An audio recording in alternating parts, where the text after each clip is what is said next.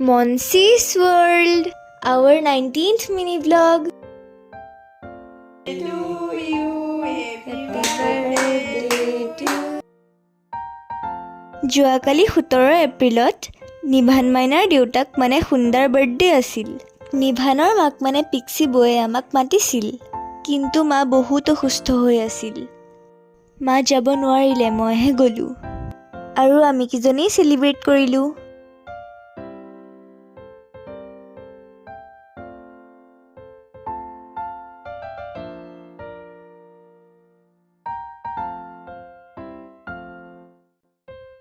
যিহেতু বহাগ মাহ, আমাৰ ফালে হুঁচৰিৰ দল আহিছিল।